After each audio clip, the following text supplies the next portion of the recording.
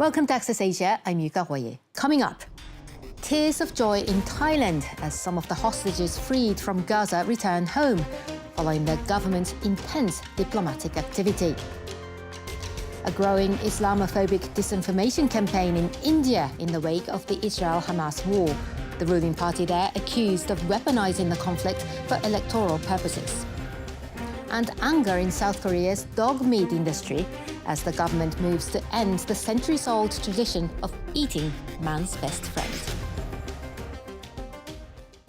Thailand welcomed the return of a majority of its citizens who'd been held captive in Gaza, while also observing a minute of silence for the 39 others killed during Hamas's attacks on October the 7th. Thais made up the largest non-Israeli nationality group among the hostages, and to recover some of those migrant workers, the government turned to Iran for support. Antonia Kerrigan has the details. One of 23 Thai hostages freed by Hamas, Natawari Molkan was finally reunited with her family on Thursday. Thank you to everyone for worrying about us. Thank you. We're safe now. We're really thankful. During Natawari's captivity, her mother told the press that she stopped watching the news for 2 weeks when Israel began their aerial onslaught of the Gaza Strip, for fear that she'd see her daughter dead.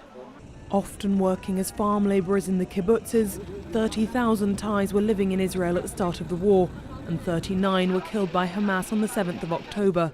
And although 9 remain captive in Gaza, Thai nationals were among the first hostages released on day 1 of the week-long ceasefire, a diplomatic triumph for the Southeast Asian state. I went around to speak to various countries who can connect with the Hamas group to explain that the Thai workers are innocent. They are not involved in politics, they have nothing to do with anyone's conflict, and they probably don't even know the background of the situation, who's fighting with who. They were just there to earn a living.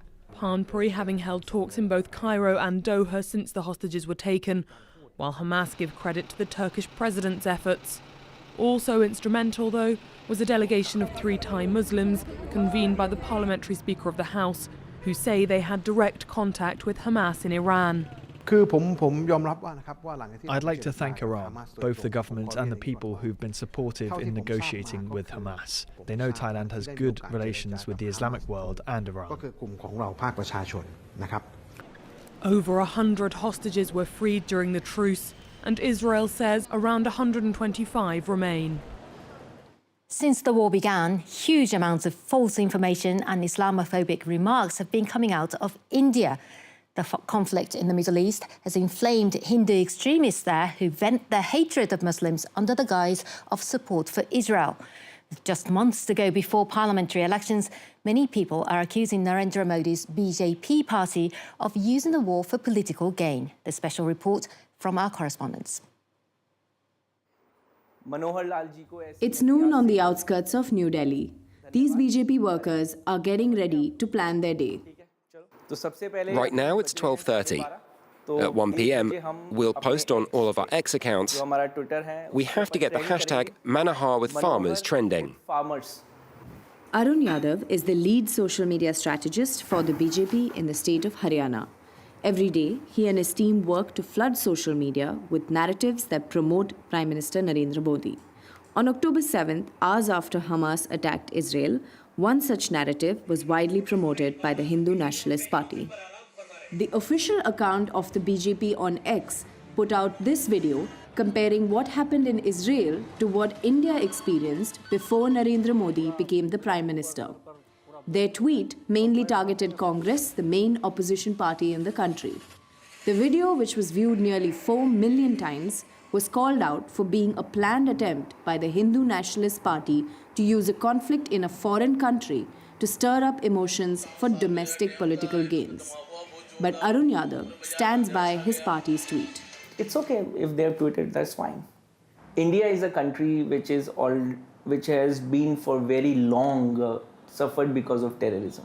After Narendra Modi ji came to the power, nobody can think of even doing any kind of small attack also on India. Since the war broke out, hashtags such as I Stand With Israel were widely used by extremists in India.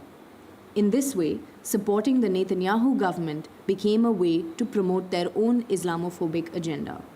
A few of them even offered to volunteer for fighting with the Israel Defense Forces.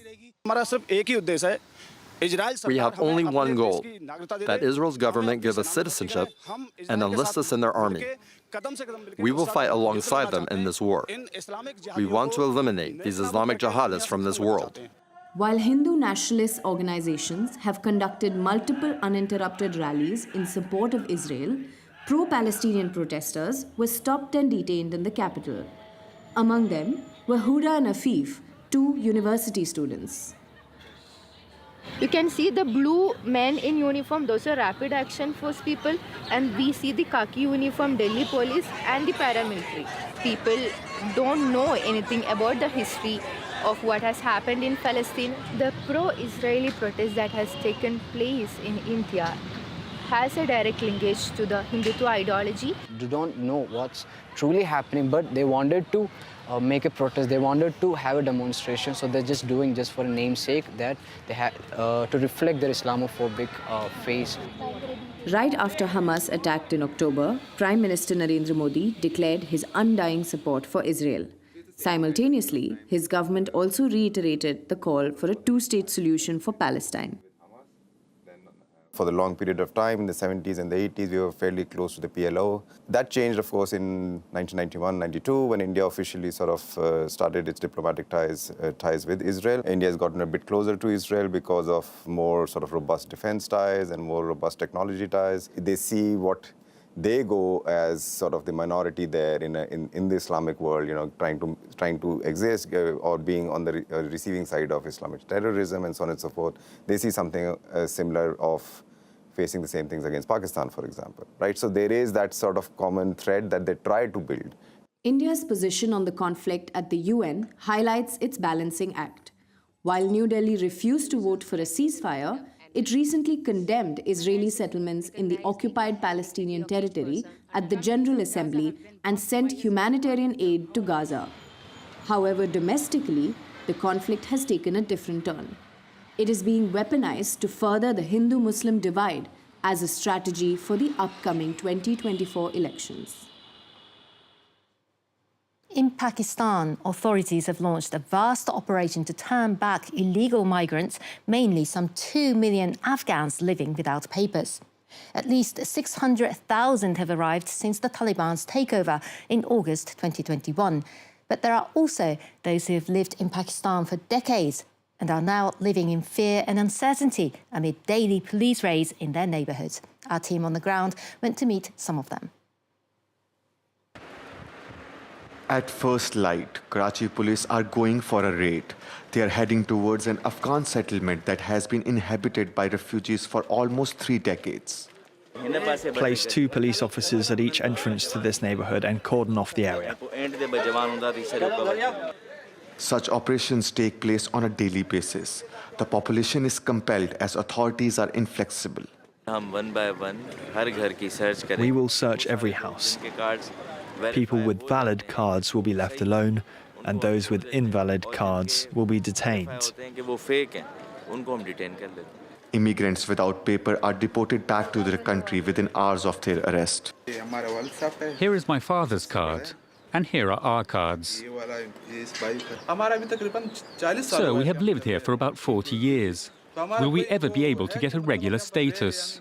We were born here. Even our children were born here. We have never been to Afghanistan.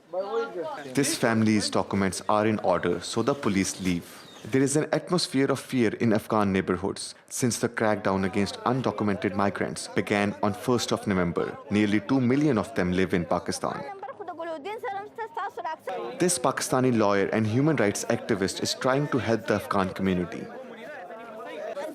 I'm here to help you and to try to stop the expulsion of Afghan refugees. And for this, I even filed a petition in the court. The police followed me, stopped my car on the road and made my passengers get off. They told me, "You are transporting undocumented Afghans." I replied that they had their papers, but they still hit me on the nose because I refused to give them a bribe. What's happening here is a serious violation of human rights. These people have been harassed so much that they're afraid to leave their neighborhood. Their lives have become so difficult that some of them who even have papers have returned to Afghanistan. In the past 2 months, more than 375,000 Afghans have returned voluntarily or forcibly to their country. To South Korea next, where a proposed ban on dog meat has those in the industry up in arms.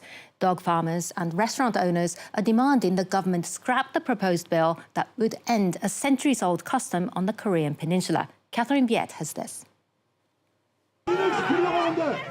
Scuffles between police and dog farmers as protests turn tense. The farmers who raise dogs for human consumption say they are fighting for their livelihood. Taking away individuals' rights to eat is a crime. It's violence. Therefore, we will fight to protect people's rights to eat and ensure the survival of the dog meat industry and its workers. The farmers are up in arms over a proposed bill by the government that will ban the breeding and sale of dogs for their meat. So too are the restaurant owners who serve dishes made with it. Is there really a need to ban eating dog meat by law? It's not illegal drugs or a harmful substance. It's just food that has been traditionally eaten for thousands of years. Why must this be banned by law? The government says the bill would grant a 3-year grace period for dog farmers to transition out of the trade, as well as provide financial support for those in the industry forced to close their business. According to government data, there are around 1,150 dog breeding farms, 34 slaughterhouses, and some 1,600 restaurants serving dog. Between 700,000 and 1 million dogs are slaughtered for consumption each year. And while the practice of eating dog meat dates back centuries, its popularity has been declining. More and more people in South Korea want it banned. A Gallup poll last year found that 64% opposed dog meat consumption, and that only 8% of respondents had eaten dog within the past year, down from 27% in 2015. South Korea's First Lady, a pet lover, has been a vocal supporter of the ban. That's it for this edition of Access Asia. See you next time.